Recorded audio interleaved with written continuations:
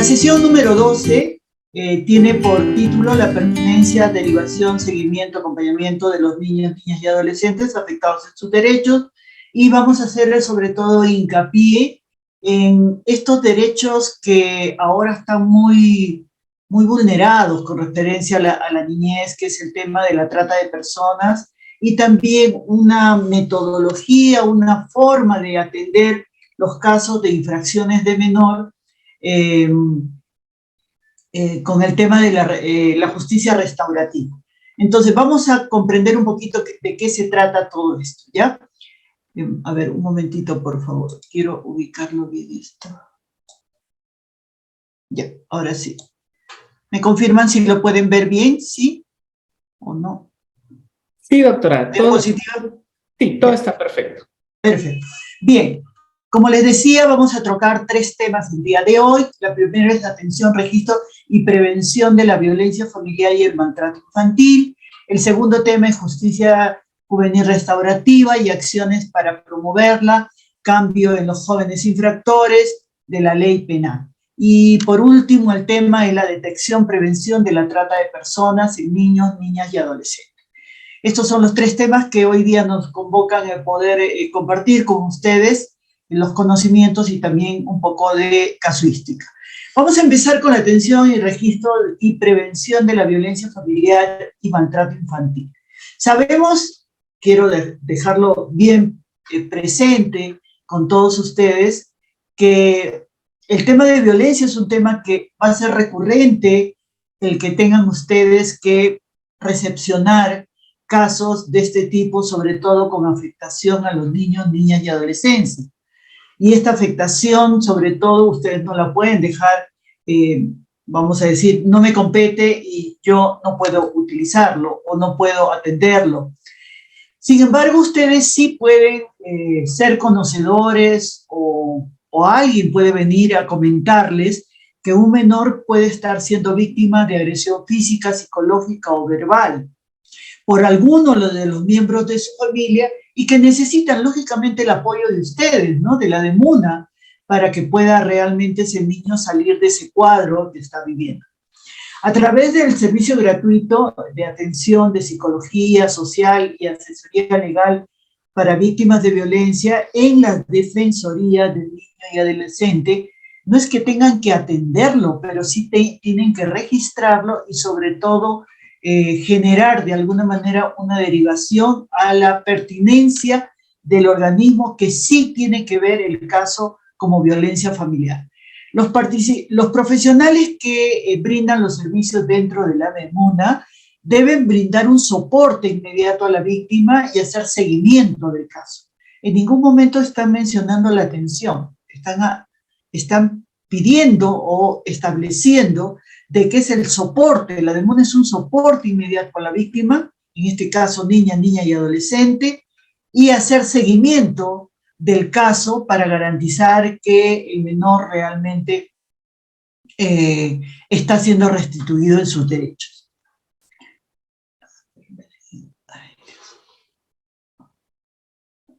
Perdón, no puedo. Ya, ahora sí creo. No. Esto.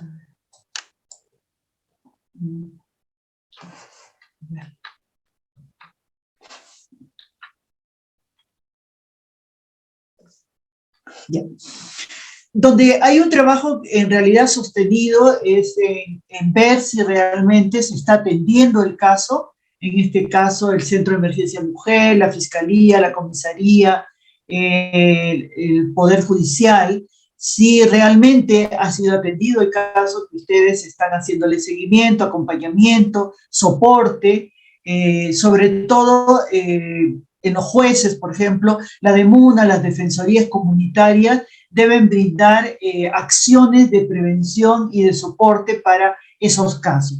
Se debe reconocer también que la violencia con los niños es casi, vamos a decir, que está hasta justificada en algunos ámbitos de nuestro país, tanto en la población como en las personas que protegen o supuestamente cuidan a los menores, porque se entiende que es una obligación del menor y de los padres educar de esa manera a los niños y a veces vamos a decir, caer en un tema de maltrato y violencia intrafamiliar, ocasionándoles daño directa y a veces indirectamente al menor.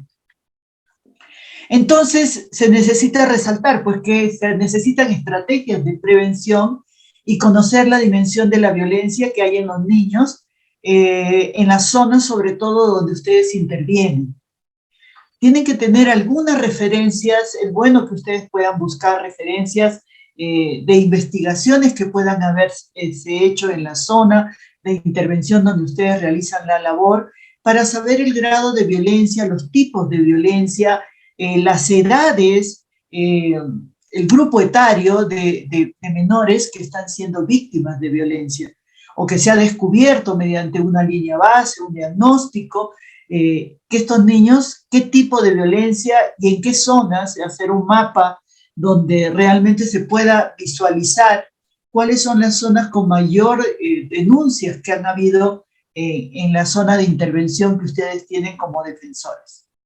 Asimismo, se debe constatar también que está la violencia, como les vuelvo a repetir, está casi naturalizada, pasa desapercibida a veces, porque se piensa que el golpe, el llamar de manera gruesa de repente la atención a los menores es una forma de corregir, y lamentablemente se ha visto ya por muchos estudiosos que no necesariamente debe ser así.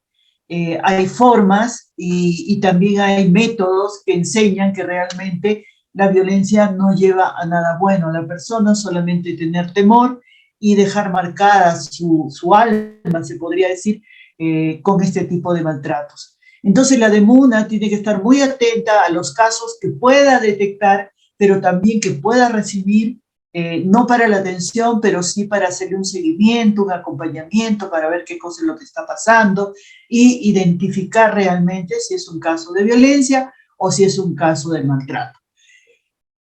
Ya sabemos, porque en clases, en reuniones pasadas, en sesiones pasadas, hemos hablado realmente de lo que es violencia familiar y lo que es maltrato infantil. Son dos temas en esferas completamente diferentes, con agentes agresores también diferentes, pero que la víctima siempre es el menor de edad. Una función primordial de la DEMUNA es brindar orientación psicológica, social y legal en casos de alimentos, regímenes de visita, tenencia, afiliación, la violencia psicológica, la violencia física, si es que se descubre, la violencia familiar o intrafamiliar, la violencia escolar, adicción, abuso y acoso sexual contra los menores de edad. Eso es en realidad la labor que tiene que cumplir una defensoría, y como ustedes se podrán dar cuenta, en ningún momento he dicho atención propiamente del caso, una intervención directa, sino su intervención va a ser más que indirecta a nivel de coordinaciones, a nivel de identificación del caso también, en qué se podría catalogar el caso que nos han venido de repente a hacer referencia, como también nos han venido a poder poner en conocimiento, ¿no? Pueden ser los mismos padres, como pueden ser familiares, como pueden ser vecinos, como puede ser el profesor del colegio, como puede ser alguien de la parroquia, pero por X razones ha tenido una conversación seguro con el menor y ha confiado en alguno de los miembros de las parroquias. Entonces, hay ámbitos donde se puede desarrollar y se puede encontrar realmente que un menor ha sido víctima o de violencia familiar o de maltrato infantil. Vamos a pasar al segundo tema, que es justicia juvenil restaurativa y acciones para promover el cambio en jóvenes infractores de la ley penal. Recuerden que cuando yo hablo de cambio en jóvenes, estoy hablando entre los 12 y antes de los 18. El término justicia juvenil restaurativa, ustedes podrían de repente observarlo y decir, pero esto habla de jóvenes, o sea, mayores de 18 hasta los 24 años, a eso se le llama jóvenes. Pero en realidad estamos hablando, en este caso de justicia juvenil restaurativa, de ese tramo de edad entre después de los 12 y antes de los 18. La justicia restaurativa es una herramienta que permite crear condiciones favorables de participación de instituciones, víctimas, ofendidos, ofensores, familia y la comunidad como grupo de la solución de un conflicto, la reparación del daño y la reintegración del adolescente que haya cometido una infracción penal. Entendida para los que no en el auditorio no son abogados, infracción se le denomina así cuando, vamos a decir, un menor comete un delito. Los delitos siempre los comete un adulto, mayores de 18, pero cuando ese delito lo comete un menor de edad, se llama infracción. Entonces, este es un nuevo término que pueden ustedes entenderlo y conocerlo, porque a los menores no se les dice que ha cometido un delito. Los menores, cuando están en contra de la ley penal, pues se le llama infracción. Han cometido una infracción. Y los que cometen infracción se les denomina infractores. El principio de la justicia restaurativa es una respuesta a la conducta de la ley que señala como delito y se respeta la dignidad de cada persona, que constituye y comprende y promueve armonía social a través de la restauración de la víctima o ofendido, la persona adolescente y la comunidad. Miren, en palabras simples, la justicia restaurativa lo que trata es que el niño no termine en un reformatorio y termine peor de la situación que lo ha llevado a cometer esta infracción, sino más bien que ese niño sea rescatado para que no vuelva a suceder en su vida acciones de infracción contra la comunidad, su familia o con cualquier otra persona. Eso es lo que pretende la justicia juvenil restaurativa. Y para eso, traduciendo un poco los términos de esta diapositiva, interviene el infractor, interviene al que se le ha cometido la infracción, o sea, el ofendido, vamos a decir, la familia del infractor, la comunidad, y intervienen también los organismos como la comisaría, la fiscalía y el Poder Judicial en salvaguarda de la distinción de que el menor tenga que ser protegido, vamos a decir, para que con un accionar, que ahorita lo vamos a recrear, con un accionar que realmente el menor sea devuelto a su familia y su familia también pueda cambiar la actitud de agresor o de infractor contra la sociedad. La justicia restaurativa permite crear, ¿qué es la justicia restaurativa en materia penal? O sea, estamos hablando de delitos, como les he dicho, y cuando lo comete este delito un menor se denomina infracción, y infractor al menor, ¿no? La justicia restaurativa es un proceso que resuelve problemas de la delincuencia enfocada en compensación del daño a la víctima, haciendo a los delincuentes responsables de sus acciones y también a menudo involucrados a la comunidad en la resolución de conflictos. Resolución de conflictos, porque hay un agresor o infractor y una víctima que viene a ser el ofendido, y que de alguna manera siempre el ofendido va a ser una persona adulta en su mayoría de casos, aunque a veces también se ha visto menores de edad, ¿no?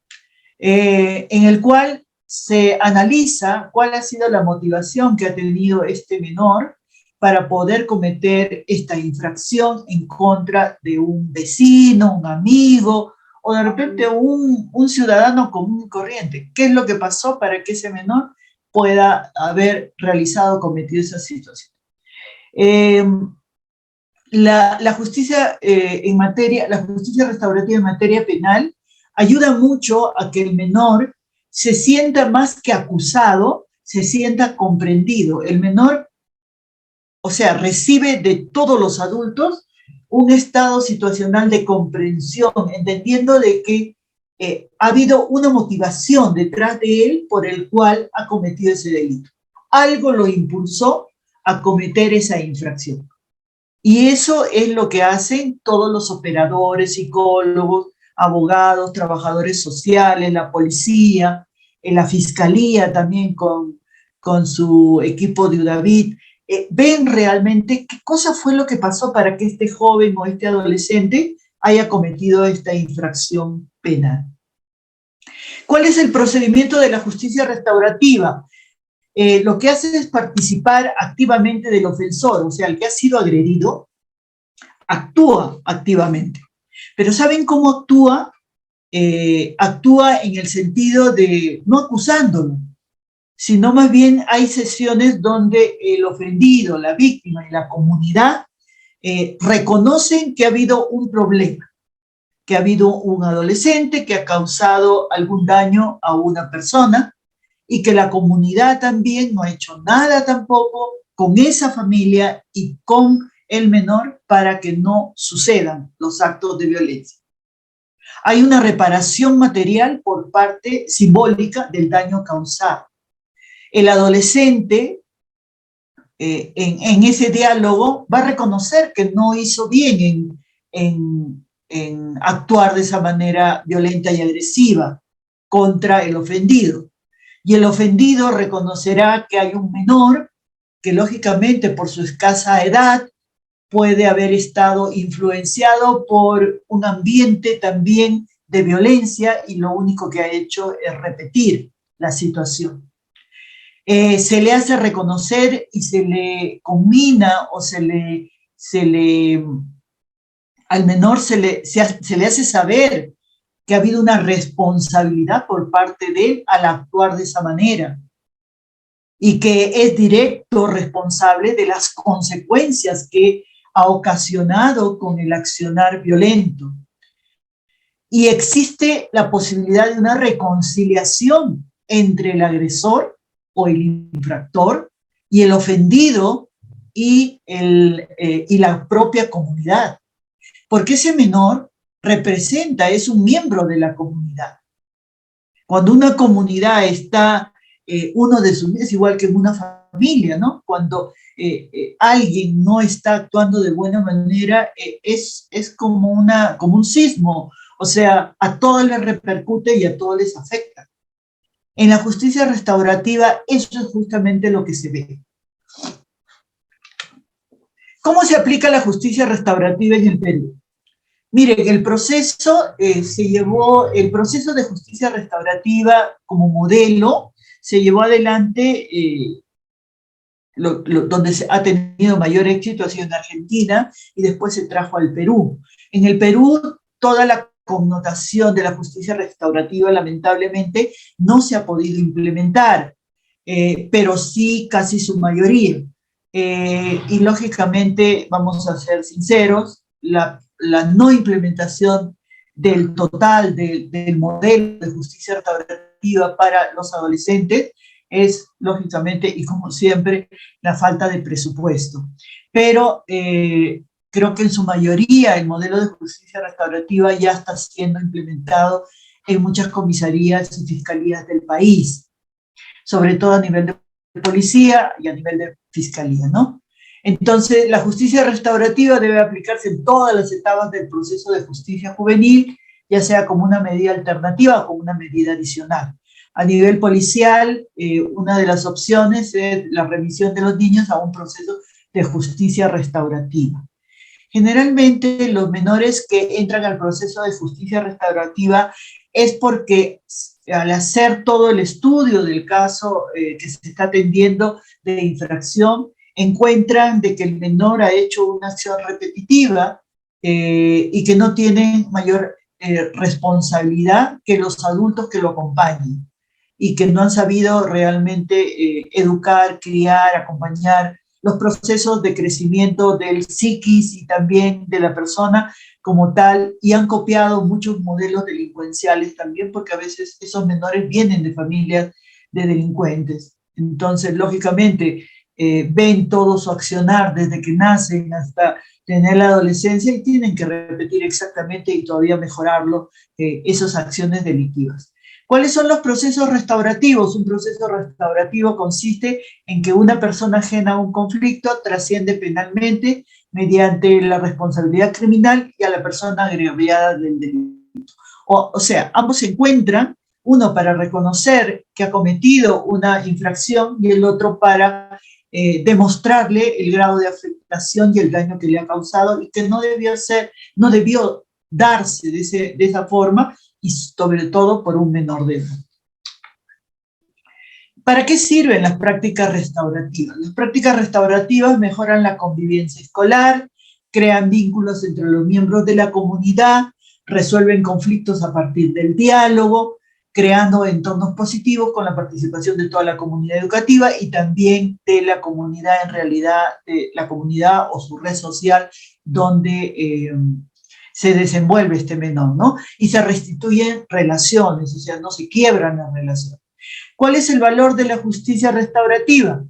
Que responde más bien a conductas ilícitas, injusticias y conflictos, y se centra principalmente en reparar el daño, por eso se llama restaurativa, restaura como estaba anteriormente.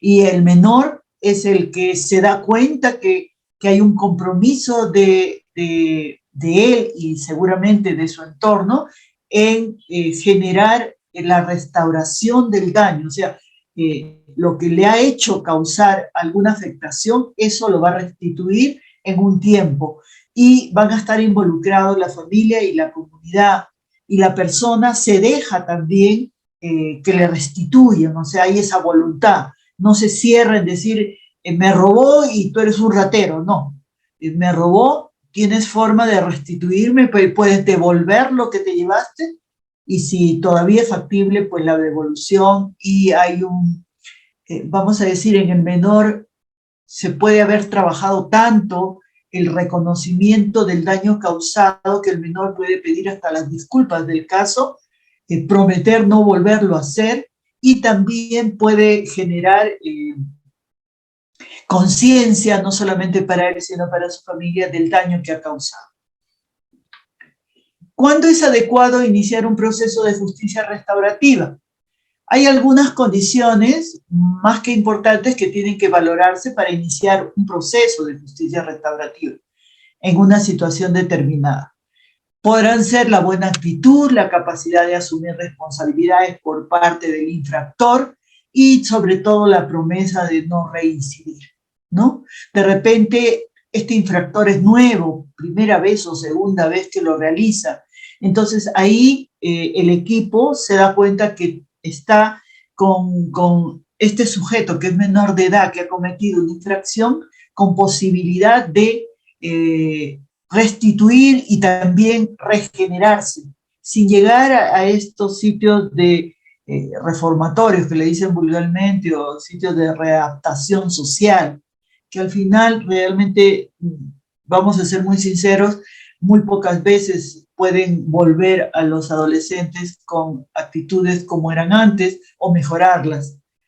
Generalmente esos espacios más bien los vuelven más agresivos, los vuelven que saliendo vuelven a reiterar los hechos que han cometido y no. En cambio, la justicia restaurativa mide niveles también, ¿no? Cuando es una persona que por primera, segunda o tercera vez ha cometido un mismo delito y se le ha encontrado, pues se le da la opción de decir, bueno, ¿tú quieres realmente volver a seguir actuando así o quieres regenerar? Si hay voluntad por parte del adolescente y de su familia o del entorno que a él lo acompaña de querer cambiar esa situación, pues se inicia este proceso de justicia restaurativa. ¿Cómo se aborda un conflicto desde la justicia restaurativa? Pues la forma de abordar la justicia restaurativa apela a las partes. Ellos, a su vez, cada uno tiene una posición de resolver el problema, realmente de sanar la situación y sobre todo de evidenciar que hay intereses que han sido, vamos a decir, conflictuados y que de alguna manera no solamente está afectando a las partes, sino también a la comunidad, ¿no? ¿Dónde se aplica la justicia restaurativa? La justicia restaurativa brinda una oportunidad para aquellas personas que se hayan visto afectadas por un delito o una infracción, se reúnen para compartir sus sentimientos, describen cómo se han visto afectadas y desarrollan un plan para reparar el daño causado y evitar que concurra nuevamente. Por favor, les voy a pedir un minuto, por favor.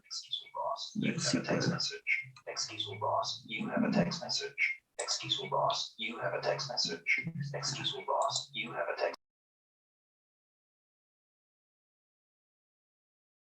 Estimados doctores, un segundo, por favor. Ya la doctora Natalia está conectándose nuevamente con Audiápolis. Referente de sus asistencias, no se preocupen que se va a habilitar en el campus virtual, van a tener la grabación, materiales de lectura, y el día viernes, los que han cancelado este curso, el día viernes en la noche estaría en el campus virtual su certificado en digital y el día sábado, a partir del día sábado, en físico, ¿correcto? Y los del diplomado, a partir del día martes, en horas de la noche, estaríamos haciendo el trámite de sus diplomas. Agradecemos su gentil comprensión, estimados doctores, doctoras, licenciados y licenciadas. Adelante, doctora Carmen. Bien, muchas gracias. Mil disculpas, tenía el celular activado.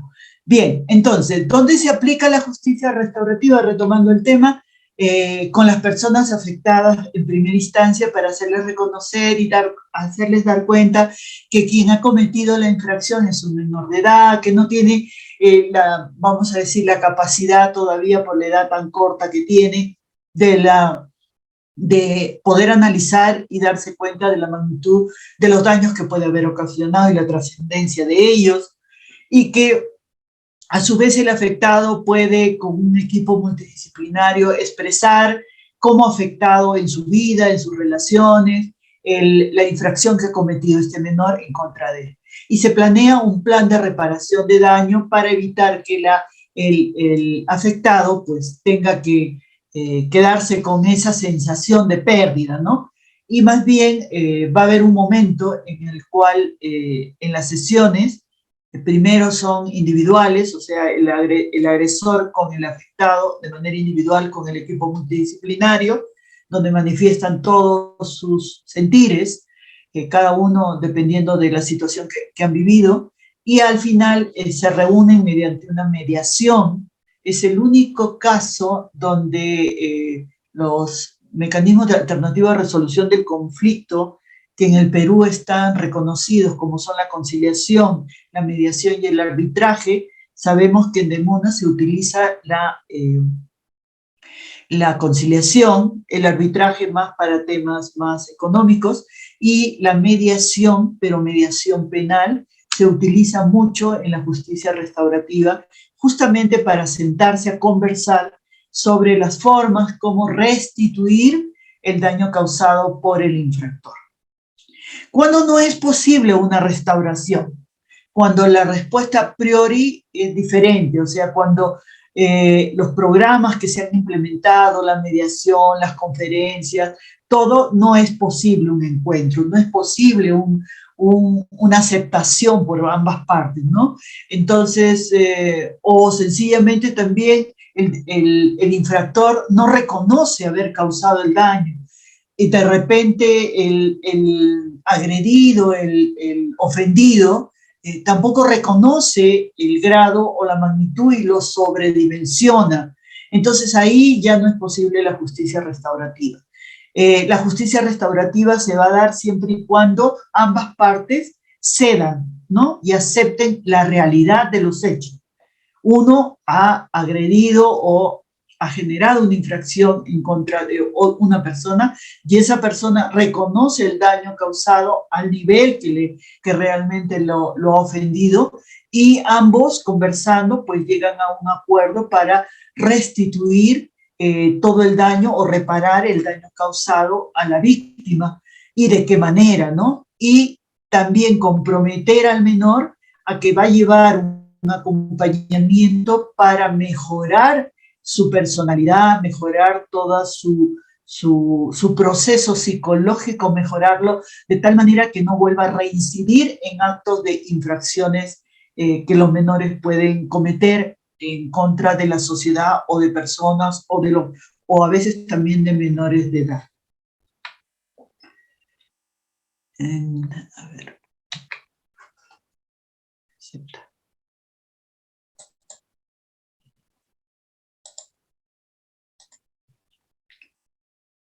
A ver, perdón un momentito, no me está aceptando poder pasar la diapositiva.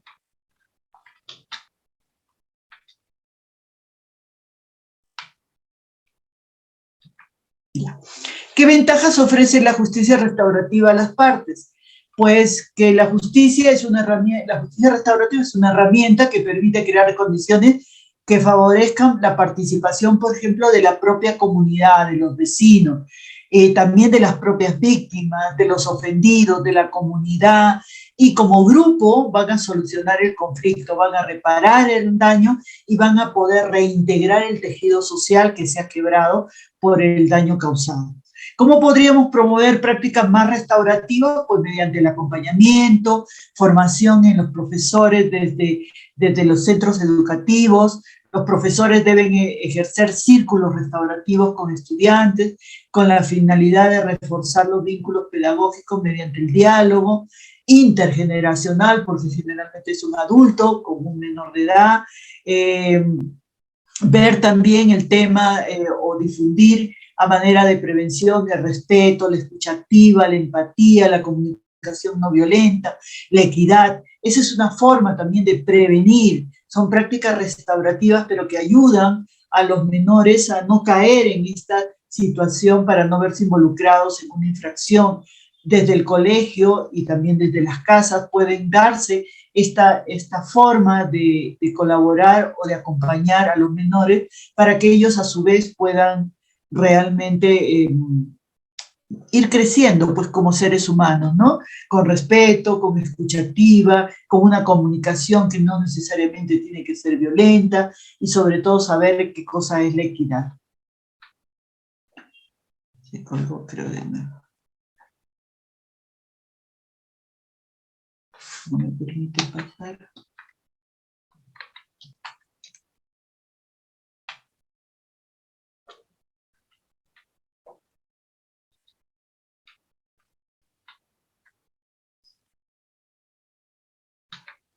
Bien, entonces, la justicia restaurativa sí se puede implementar de manera, como manera de prevención en las escuelas. Y surge como una alternativa que ayuda mucho a que los menores se den cuenta de las situaciones violentas que pueden causar o que pueden repetir también como emulando a sus mayores, pero que en el colegio podrían generar espacios y eso desde la DEMUNA se podría propiciar para que en los colegios se puedan dar, pues justamente que cualquier afectación que se cause de una persona cause a otra debe ser resarcida, que las ofensas deben ser disculpadas o pedir las disculpas del caso, que deben sanar los daños causados. Eso en la escuela ayuda mucho a manera de prevención. Las medidas disciplinarias restaurativas ya son representadas más bien como una herramienta dentro de la justicia juvenil restaurativa para crear un entorno menos probable de que ocurran comportamientos problemáticos donde los menores se vean catalogados como infractores porque han roto las normas de convivencia o han roto también las normas pacíficas de convivencia con otras personas y les han causado daños. O dentro del colegio también pueden crear la famosa violencia escolar. Entonces, estas medidas de disciplina restaurativa ayudan mucho también a los menores a que puedan entender que toda acción va a tener una reacción y que toda decisión, si es tomada de manera equivocada, va a tener una consecuencia también mala. ¿Por qué enseñar justicia restaurativa en el aula o retributiva y restaurativa en el aula? Porque así se va a enseñar, pues justamente al menor a que hay una justicia social, que se necesita un balance entre restaurar si ha causado daño, retribuir lo que de alguna manera me han dado también y agradecer por ello, y la búsqueda de la equidad, ¿no? Sí, si yo he recibido esto de bueno, también tengo que dar algo bueno. Si yo he recibido algo malo, no tengo por qué entregar malo, sino más bien entender cuál ha sido la motivación para que esta situación se realice. ¿Qué busca la justicia restaurativa frente a la exclusión? La justicia restaurativa procura restablecer el interés de todas las partes afectadas por un acto delictivo, en la medida de lo posible, con la participación activa y voluntaria de los menores infractores, las víctimas y la propia comunidad. ¿Y qué hemos aprendido de la justicia restaurativa durante, a ver, vamos a ver, casi ya vamos por los 10 a 15 años que se trabaja la justicia restaurativa en el Perú? Que realmente sí se puede generar un diálogo entre la persona que se siente ofendida, dañada, maltratada, y el menor que ha cometido una infracción, y su familia y la comunidad, y que sí se pueden hacer las negociaciones y que sí se pueden buscar soluciones mutuas, que ambas partes puedan quedar satisfechas en realidad y que la solución emane de ellos, para que el menor no sea sancionado a nivel de juzgado y llevado a estos espacios de resocialización que los llevan a los menores para mejorarlo, cuando la propia comunidad, el propio menor, su familia, podrían generar todo un plan para cambiar el comportamiento de este menor. ¿Quién es el facilitador en la justicia, en un programa de justicia restaurativa?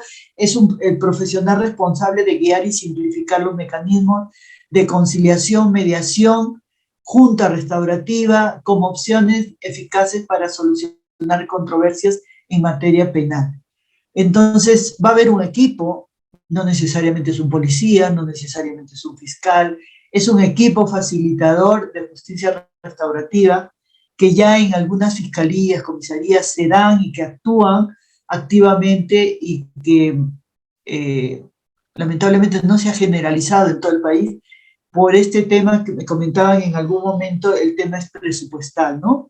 Todo el personal de todas maneras tiene que ser pagado, pero vale la pena, yo creo, que el presupuesto sea dado para poder salvar a estos niños, pues que realmente emulan de repente a otras personas mayores en cometer infracciones, y lo único es que la justicia restaurativa los vuelve nuevamente al camino correcto y a la manera correcta de vivir en sociedad, y sobre todo con paz y justicia social. ¿Qué consecuencias trae la justicia restaurativa? Fomentar el diálogo entre las víctimas y los ofensores, o los agredidos, o los afectados. La práctica de justicia restaurativa logra un grado de satisfacción entre la víctima, y también con el ofendido asume responsabilidades. O sea, imagínense, el que ha sido afectado por la infracción del menor también asume responsabilidades con respecto al mejoramiento del comportamiento de ese menor. ¿Cómo lo hace? Pues aceptando las condiciones que se están poniendo de acuerdo ambas partes. Al aceptar, está ayudando también al menor a que pueda generar una mejor persona con el tiempo. Porque si se vuelve una persona más bien no terca, reacia a poder contribuir a esta fórmula de justicia restaurativa, hay que pensar también que no está ayudando a ese menor. Se ha causado una afectación, sí, pero creo que mayor afectación estaría causando un adulto al no entender que la justicia juvenil restaurativa va a salvar de la situación al menor, para que no se vuelva pues un delincuente pasado los años. ¿Qué es la justicia restaurativa? Y un ejemplo de ello es un proceso que resuelve problemas de la delincuencia en la etapa de la adolescencia, enfocándose en la comprensión del daño a la víctima. O sea, el infractor se da cuenta cabal y entiende que cabalmente el daño y el nivel y el grado de afectación que le ha causado a la víctima, y haciendo que estos sean responsables de sus acciones, y a menudo se involucra también a la comunidad para resolver el conflicto o el problema causado por el menor. Vamos a pasar ahora, ya he terminado con el tema de justicia juvenil restaurativa, y voy a tocar ya el último tema, que es el tema de trata de personas, sobre todo para niños, niñas y adolescentes. Comentarles que yo tuve la oportunidad el año 2010, durante 3 años, de poder trabajar un proyecto a nivel del Cusco, Iquitos, y a ver si recuerdo, era San Martín, donde realmente es donde más niveles de trata de personas se podían dar sobre la doctora Feliciana, la intervención le voy a pedir que sea al final de mi exposición. Ya me queda poquitas diapositivas, entonces termino con el tema de trata de personas y ya podemos dialogar. Entonces, les comentaba esto para indicarles de repente en algunos momentos de las diapositivas la experiencia que tuve yo como asesora legal de este proyecto de atención a víctimas de trata de personas y sobre todo de niñas y adolescentes víctimas de trata de personas para la explotación sexual. En el tema del Cusco sabemos que hay una vía interoceánica que lleva hasta el Brasil, es en la vía de tráfico de menores captadas en Ayacucho, Abancay, Puno, que pueden ser trasladadas por esta vía hacia Puerto Maldonado y de ahí hasta el Brasil para ser vendidas, para explotarlas. Hemos encontrado en algún caso hasta tráfico de órganos, tráfico de menores para adopción ilícitas. Esa es la ruta, por eso Cusco. Iquitos ya sabemos cómo es la realidad, es el punto mayor del Perú sobre trata de personas. Y San Martín también, exactamente en la selva, también es un problema bastante fuerte la trata de personas. Esto está enfocado mayormente para las demunas y cómo poder ver el caso si es que llegara a sus oficinas un caso de trata de personas y cómo identificarlo. Voy primero a definir una definición que también está en nuestro Código Penal, que la trata de personas significa un reclutamiento, transporte, transferencia, albergue o recepción de personas que mediante amenazas o uso de fuerza u otras formas de coerción, secuestro, fraude, engaño, abuso de poder o de una posición de vulnerabilidad o de dar o recibir pagos o beneficios para lograr el consentimiento de una persona que tiene control sobre otra persona con fines de explotación. La explotación incluirá como mínimo la explotación de la prostitución, de otra o otras formas de explotación sexual, trabajo, servicios forzados, esclavitud o prácticas similares a la esclavitud, la servidumbre o la extracción de órganos. Esta es una definición bastante amplia, pero bastante completa de lo que nos puede definir qué cosa es la trata de personas en general. Más conocida anteriormente como trata de blancas, ahora es conocida como la trata de personas. Se conoce que es un delito silencioso, que es muy difícil de poder ser identificado. Hay que conocer mucho sobre esta definición para poder establecer realmente que se está cometiendo un delito o que hemos descubierto de repente con una madre que viene a decirnos: mi hija ha desaparecido hace más de una semana, me dice que una señora se la llevó y que no sé nada de ella, ¿no? Y por el estilo, historias que podría yo irles contando, nos pasaríamos toda la noche contándoles cuáles son las formas, cómo reclutan, transportan, transfieren, albergan, recepcionan a menores de edad justamente para esclavizarlas, utilizarlas, y es un delito que causa mucho daño, y yo les podría decir que es un delito que ese daño es generalmente irreversible. Las personas que caen en trata de personas rara vez vuelven a ser las personas que inicialmente fueron. Por eso es muy duro que a una menor de edad pueda caer en una red de trata de personas, y las demunas tienen que estar muy atentas de saber cómo identificar un caso de trata de personas. ¿Cómo se detecta una trata de personas? Se requiere un enfoque integral, tiene que haber, es multidisciplinario, y por eso las defensorías del niño y del adolescente, al tener un abogado, un psicólogo y un trabajador social, permite que ese equipo realmente pueda generar espacios realmente para poder identificar si el caso que les han venido a presentar es un caso de trata de personas, o es un caso de inducción a la fuga, o es un caso de enamorados que se han ido porque están enamorados y quieren ya su vida. Hay que identificar bien y hay que ver los enfoques también que tiene la trata de personas cuando se dan a nivel de otros países, involucrando al Perú como zona de captación. Entonces, el objetivo más bien debería ser que no se aumenten los riesgos y el equipo debería conocer cuáles son esos riesgos que los menores de edad en la jurisdicción donde ustedes laboran, generalmente hay esos riesgos, ¿no? Que los menores, por ejemplo, hay discotecas que abren sus puertas y que permiten que los menores de edad ingresen. Los tratantes, una de las formas de captar a menores de edad para trata de personas es estos espacios. El nivel de violencia familiar, los niveles bajos económicos, bueno, hay infinidad de riesgos que los menores están expuestos y que al entrar a ese riesgo, al vivir en ese riesgo, el menor es pasible de poder ser víctima de trata de personas. Les he querido presentar en este recuerdo porque el protocolo a nivel internacional habla de que la trata de personas consiste en captar, transportar, trasladar, acoger y recibir a personas con fines de explotación.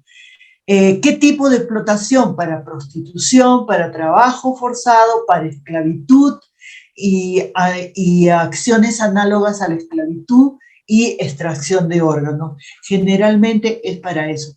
Y hemos visto casos, y esto ustedes en Lima, por ejemplo, hace años a una señora que estaba embarazada, pues la raptaron y la dejaron abandonada, les trajeron al bebé y al bebé fue al que se lo llevaron a otro país y desapareció, ¿no?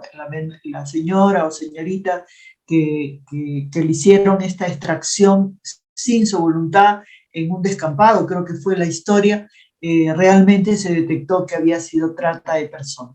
Este cuadro es bastante interesante para que vean ustedes cómo deben prevenir, reprimir y sancionar la trata de personas, cómo deben ustedes conocer sobre todo sobre estas formas que se tienen. El solo hecho de tener, todas ellas constituyen trata de personas, pero una de ellas, la captación, por ejemplo, también se sanciona como trata de personas. Si es solamente el traslado, también se configura como trata de personas. Todas estas ítems en su conjunto y en conglomerado, sí podemos hablar de que se está tratando de trata de personas. Pero vuelvo a repetir, cada una de ellas en solitario también se identifica, cataloga como trata de personas.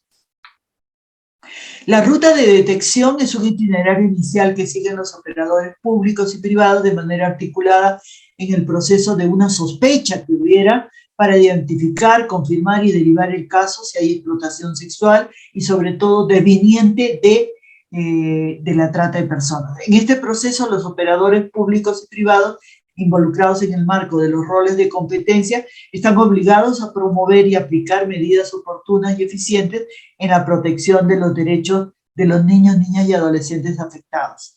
Cabe señalar que a partir de una adecuada detección se podrá brindar una adecuada derivación y también una atención oportuna que no involucre, lógicamente, la afectación a los derechos de la víctima.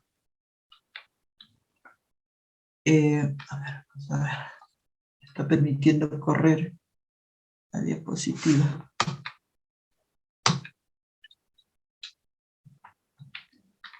Bien. Este cuadrito también les he querido indicar para ver cómo en la DEMUNA podrían ustedes también, algunos de estos procesos, poder ustedes actuar. El contacto inicial con el caso, la identificación de indicadores de que realmente es un caso de explotación sexual de niños, niñas y adolescentes, el proceso inicial de abordaje del problema y derivar el caso a dónde, con quién, cómo, con qué elementos, y hacer un acompañamiento para la atención especializada y seguimiento en la comisaría, en la fiscalía, por el SEM, para ver, ¿no? La DEMUNA tiene que estar involucrada en todas estas etapas. El objetivo de esta ruta que acabo de presentarles, que es la ruta que debe hacer un el personal de la DEMUNA es justamente dar a conocer los roles y competencias de los operadores públicos, privados, involucrados en un proceso para identificar, detectar y derivar estos niños o la situación o el caso que de repente sus padres, familiares o vecinos o profesores del colegio han podido informar. Informarles también a los que han venido a contar el caso, el procedimiento que se va a seguir, cómo se va a hacer realmente la detección, si realmente es el caso de trata de personas o no, y cómo se va a hacer la derivación. Hay que explicarlo y por tanto hay que saber cómo es este caso de la atención de trata de personas para poder explicar esta ruta. Brindar información acerca de las medidas de protección si es que el niño ha sido rescatado, y durante el proceso de identificación, detección y derivación, siempre hay que estarles informando. No es cuestión de ir llevando, trayendo, y la persona no sabe, o firma aquí, y ya, vamos a llevar, tráeme este papel. No. En la trata de personas, cuanto mayor información tiene la familia, o la propia víctima, si ha sido rescatada y quiere denunciar el caso, es mejor darles ese acompañamiento y esa explicación permanente y constante para que ellos estén enterados y también para que puedan colaborar de la mejor manera. Porque cuanto más sepan por qué se están haciendo las cosas, más elementos van a poder brindar para una mejor atención. Para comprender la detección, haremos este cuadrito de diferenciación de 3 conceptos y claves vinculados. Una cosa es que ustedes puedan identificar realmente el caso, ¿no? Entendiendo que la identificación es cuando ocurre propiamente una afectación al niño, niña y adolescente y que revela realmente que es víctima. Esta persona es víctima. Hay otra forma también que puede ser una sospecha. Creemos que esta persona o este menor está pasando por esta situación, ¿no? Y que está siendo víctima de violencia y que el menor, pues, en su inocencia o en su desconocimiento, no sabe en qué se está desarrollando. Y la detección, o sea, detecto que esto sí ya cuenta con todos los elementos para poder configurar una denuncia por trata de personas porque cuenta con todos los elementos o parte de ellos en los cuales la víctima está siendo afectada. La DEMUNA tiene por obligación identificar. El responsable va a recibir la denuncia a través de familiares, tutores, promotores, vecinos, profesores, miembros de la parroquia. En algunas de esas personas ha podido llegar el caso y esa persona pues se lo comenta, llega a la oficina de la DEMUNA y manifiesta el nivel de conocimiento que tiene sobre el caso, y el equipo de DEMUNA, responsable de DEMUNA, podrá identificar si realmente es trata de personas o es otro delito que está siendo afectado al menor.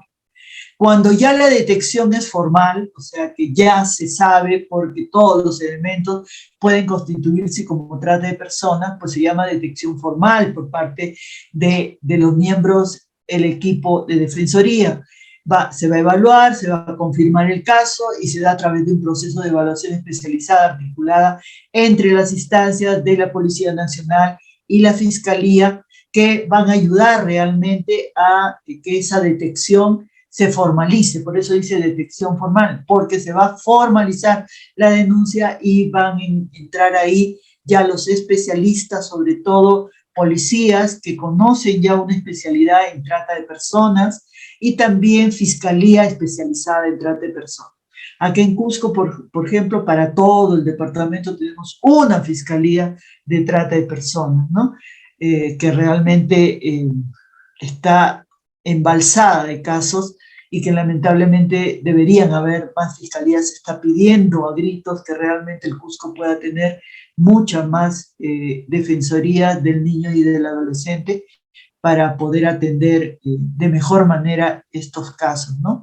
Perdón, la trata de personas, para mejor atender. La DEMUNA es un aliado estratégico para toda esta detección y también para la prevención. El caso puede llegar y vamos a hacer detección. Y prevención es poder hacer acciones de promoción para poder dar a conocer en los colegios, en la escuela de padres, en reuniones de comunidad campesinas, cuáles son los indicadores, esos síntomas que podemos estar viendo de que está habiendo trata de personas en nuestra localidad y que hay personas inescrupulosas que están llevándose a los niños y desapareciéndolos a veces, y muchas veces hasta no se les puede rescatar nunca porque no se encuentran ya las personas o los han desaparecido o los han llevado tan lejos que no se pueden apreciar. Les dejo este cuadrito de quiénes, por ejemplo, deben seguir esta ruta. La sigue la Defensoría Municipal del Niño y la Adolescencia y la detección de casos de trata de personas con incidencia en explotación sexual. ¿Quiénes? Las DEMUNAS, que identifican situación de explotación sexual en menores de edad. ¿Cómo lo van a identificar? Observando el estado de abandono del niño, factores endógenos, revisando también la estructura familiar, haciendo visitas domiciliarias. La víctima ha declarado que ha sido víctima de explotación, si es que la víctima la podemos rescatar o la evidenciamos presencialmente. ¿Dónde se dirigen las personas de las defensorías? A la Policía Nacional o a la Fiscalía de Investigación de Trata de Personas del lugar, del sector y la jurisdicción donde están. La Policía Nacional, la Fiscalía y las ONG, las DEMUNAS, acompañan pues con un plan de contingencia, de acompañamiento, pero no de intervención dentro del proceso investigatorio. Hay que tener mucho cuidado en entrometerse en el momento de la etapa investigatoria, porque eso sí puede malograr mucho el proceso de trata de personas y poder sancionar adecuadamente a los agresores. ¿Qué se debe hacer en las DEMUNAS? Pues registrar el caso, referir que es un sistema de registro de aspectos claves como datos de la víctima, hechos que se ha suscitado, presunto agresor, si es que se pudiera dar, es bien difícil a veces, para que esto se pueda comunicar pues a la policía y a la fiscalía. Porque si no tenemos esos indicios mínimos, el DNI de la menor, el domicilio, quiénes son los padres que lo van a representar en el proceso de trata de personas, la información también verídica de cómo han sucedido los hechos o cómo la menor está perdida y no ha sido localizada, personas que de repente por ahí la menor manifestó y que son testigos de que alguien se la llevó. Todos esos indicios puede recabar la DEMUNA previa a la denuncia y posterior al proceso, pues hacerle un acompañamiento con el personal especializado como el psicólogo, el trabajador social, que van a acompañar mucho a la restitución pues, de la identidad y también del entorno psicológico de esa persona, porque ustedes recuerden que en el proceso, en todos los procesos, no hay un acompañamiento continuo porque se pretende de que no se entorpezca la investigación, pero cuando concluye los procesos de trata de personas, que lamentablemente también duran mucho, duran de 2 a 3 años, es bastante extenso. La víctima ha pasado 2 o 3 años, en muchos de los casos revictimizada y volviendo a caer en redes nuevamente, y ha sido nuevamente explotada. Hasta eso ya les llegó la mayoría de edad y pueden hacer de su vida lo que quieran y generalmente terminan involucradas ya en la prostitución porque ha sido tanto y por eso se pide, ¿no?, que nuestra legislación pueda generar en trata de personas una agilidad procesal realmente rápida para que la persona involucrada, la víctima, pueda ser atendida siendo todavía menor de edad para poder salvar a esa persona y poderla involucrar nuevamente a la red de la comunidad o red social donde ha vivido y familia para poder hacer una vida medianamente normal de lo que antes vivía. Bueno, yo hasta aquí creo que sí, hasta aquí mi exposición el día de hoy, el último del ciclo de presentaciones que hemos tenido con Udeápolis, que ha tenido a bien tener iniciativa con respecto al conocimiento un poquito más profundo de todas las actividades, todo el actuar que tienen las de MUNA. Pasaríamos con la venia de nuestro doctor Rieder la posibilidad de entrar en un diálogo de preguntas y respuestas. Muchas gracias. Excelente, doctora. Muchísimas gracias a usted por darnos el tiempo y también brindarnos sus conocimientos tan amplios a nuestros participantes. En estos momentos, estimados colegas, pueden levantar su manito en reacciones, un ejemplo como yo lo voy a hacer, y pueden realizar una pregunta por estudiante. Es una pregunta relacionada al tema, ¿correcto? Damos pase a José Arevalo. ¿Cómo está, José? Bienvenido. Puedes activar tu audio. Doctora Carmen Natalia Gibaja, muy buenas noches. En el caso de que una niña escolar de 11 añitos de edad se encuentre embarazada de 6 meses, la madre acude a DEMUNA, manifiesta el caso. Sin embargo, cuando uno se apersona a la comisaría, también la madre se encuentra gestando y no quieren recibir la denuncia.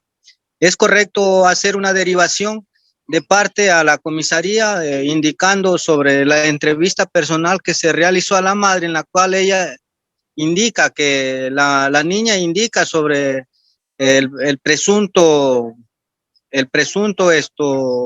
adolescente que ha causado el embarazo, ¿no?, a la menor?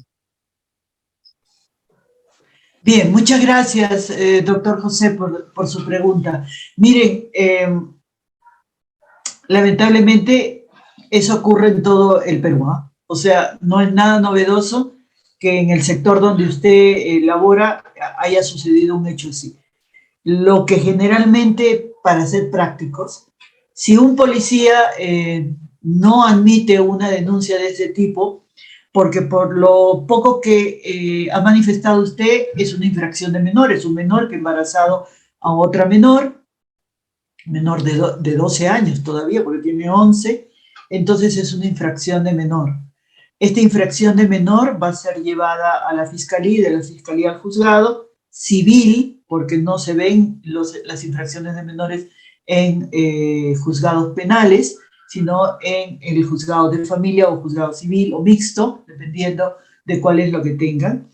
Yo lo que generalmente hago, si es que sucede eso, no me enfrento más a la policía, simplemente me voy a la fiscalía más cercana de la jurisdicción donde pertenece el ámbito de la DEMUNA o Defensoría del Niño y el Adolescente y pongo en conocimiento, en presencia de la madre y esto, la situación que ha ocasionado. Es bueno tomar el nombre del técnico que ha rechazado la denuncia para poner en conocimiento en su momento de una denuncia administrativa, ¿no?, contra ese mal profesional que no ha acudido a una menor, y poner la denuncia pues verbalmente por parte de la madre ante el fiscal de familia que pueda estar viendo los casos de infracción de menor, y van a ser recibidos. No hay necesidad de abogado, no hay necesidad de un escrito, simplemente apersonarse con la partida de nacimiento y DNI de la menor, si está ya con avanzado estado de gestación o por lo menos ya ha sido detectado el embarazo,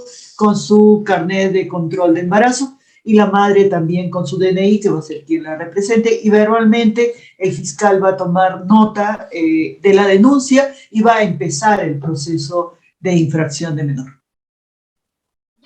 Excelente, maestra, muchísimas gracias. Damos pase a Rosimer. Rosimer, adelante, por favor.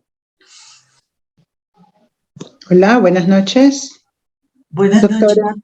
buenas noches. Muchas gracias por su ponencia y de antemano por la absolución de las dudas. Usted mencionó que los infractores ante la comisión de un hecho, digamos, de una infracción, lo que se les conmina es que haya un acuerdo, digamos, de reparación de hechos. Entiendo que quienes los representan son sus padres, ¿verdad? Sí. Y la condición es que haya un resarcimiento frente al daño causado. Sí. Si no acepta una de las partes porque generalmente los infractores a veces no tienen, bueno, o la mamá está trabajando, o el papá simplemente se fue, o generalmente los infractores son aquellos jovencitos, ¿no?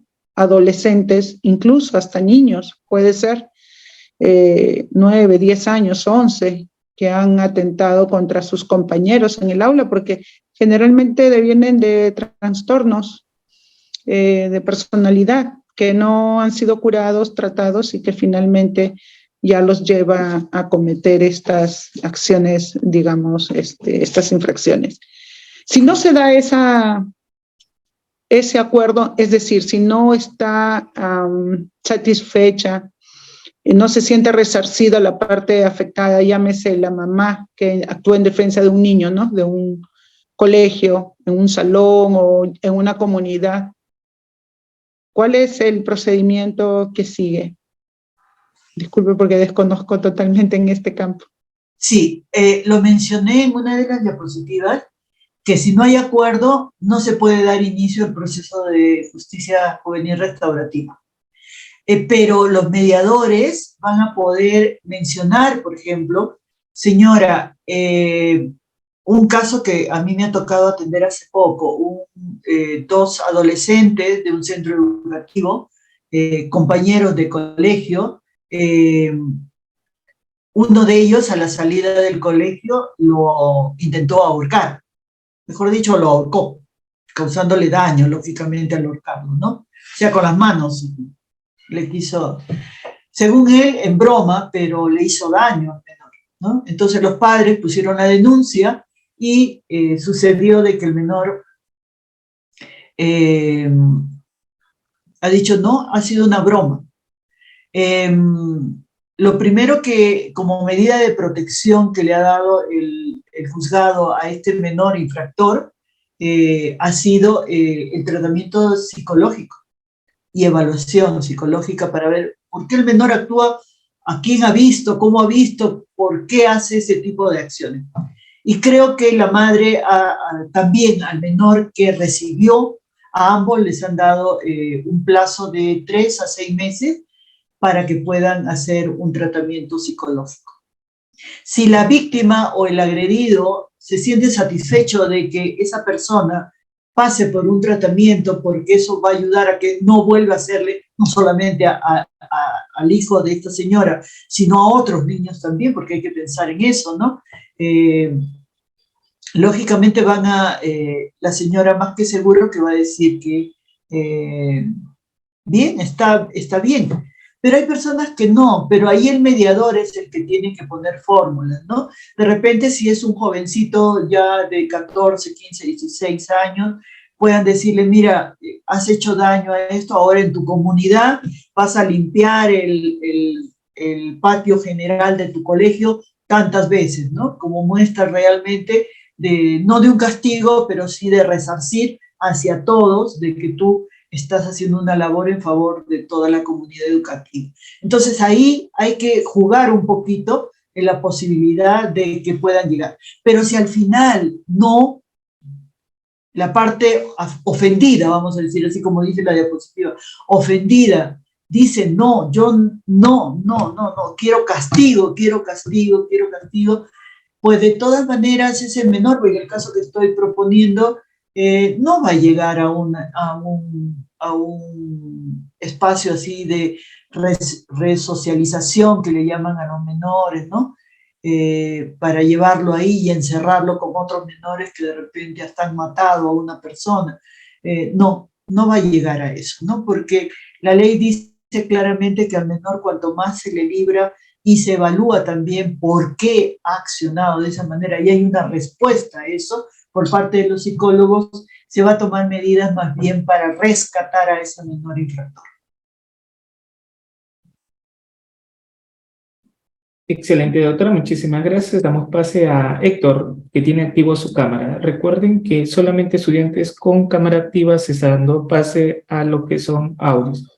Una pregunta, estimado Héctor. Bienvenido. Gracias. Buenas noches, doctor Rieder. Buenas noches, doctora. La pregunta es similar a la anterior que propuso el compañero, pero en este caso es una menor de 15 años que está terminando el colegio y en este caso, digamos, ella presenta un daño o una alteración psicológica, o sea, hay cosas como que confunde, no recuerda, ya tiene un certificado médico, pero está estudiando.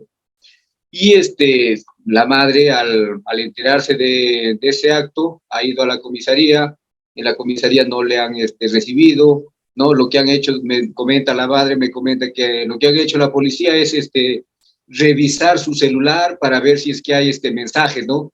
Y en base a eso van a hacer la investigación, dice, le ha dicho la policía.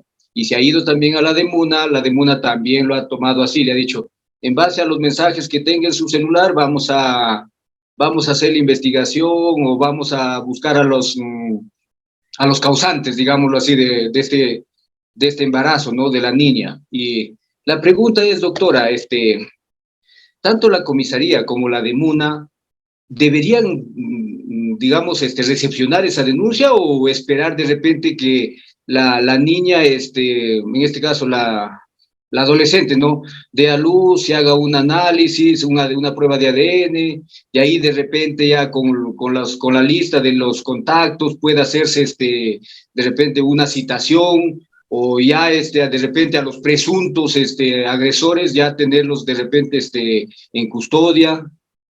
¿Cuál sería, doctor, ahí el procedimiento?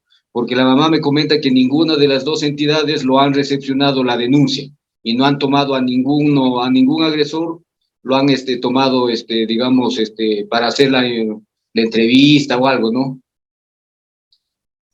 Bien, sí, lo que puedo entender es que es una menor que tiene alguna discapacidad, pero su discapacidad, por lo que me habla de un celular, no es tan grave. O sea, sí tiene algún nivel de discapacidad, pero no es una discapacidad total, ¿no? Entonces, si tiene un celular y tiene contactos y maneja mensajes, dejémoslo pues eso, que la policía ha debido aceptar la denuncia. La de Muna ha debido recabar el caso y dirigirla y acompañarla a la policía para que recepcionen el caso por la situación del embarazo, ¿no? De una menor de edad. Y por lo que puedo haber entendido de la información que me han dado ahorita, es de que no reconocen quién ha sido el agresor. Pues dejemos pues que la policía especializada en informática pueda descubrir en el celular, porque ni la de Muna lo va a poder hacer, ni la policía tampoco, pero sí la policía tiene una dependencia especializada en ver justamente estas cuestiones de celulares y mensajes y todo eso, ¿no? Y poder identificar al autor del embarazo de esta menor, ¿no? Y responsabilizarlo también porque es una menor que tiene seguramente cierto grado de discapacidad. Yo no diría, por la información que he escuchado, que sea una persona totalmente discapacitada y que a veces sucede, ¿eh? Yo he atendido un caso de una menor totalmente discapacitada que fue violada por su vecino, un hombre ya mayor, pero total, pues, ¿no? Entonces, ahí ya no era infracción de menor, era un delito de violación sexual, ¿no? Y con la agravante de ser la víctima una menor de edad con discapacidad grave, ¿no? Por los hechos que me acaban de mencionar, yo puedo presumir, de repente me estoy equivocando, pero la menor no tiene esa discapacidad grave o total, sino tiene cierta discapacidad porque maneja un celular, porque maneja contactos, porque maneja mensajes. Pero eso debió ser el actuar de la de Muna y el actuar de la policía, que lamentablemente no lo hizo. Y en todo caso, si usted está acompañando ese caso a esta familia, a esta señora, pues de frente a la fiscalía. Vaya a la fiscalía con los documentos y la fiscalía ordenará ya a la policía en la sección de informática para que puedan descubrir quién fue el que le mandaba mensajes más sugerentes para tener relaciones y dilucidar entre ellos quién ha sido, ¿no? El que ha ocasionado el embarazo de esta menor.